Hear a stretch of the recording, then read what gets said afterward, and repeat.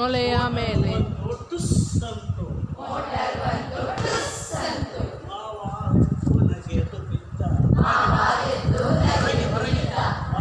ಬಿದ್ದ ಹೊರಗೆ ಬಿದ್ದ ಮಾವ ಎದ್ದ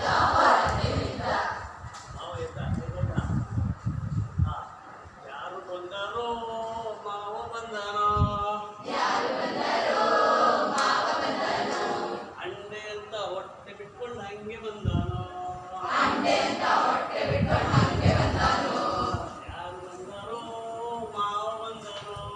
ಯಾರು ಬಂದಾರೋ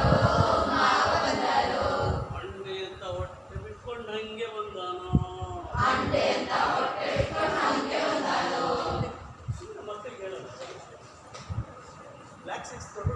ಪ್ರಾರಂಭಿಸಿ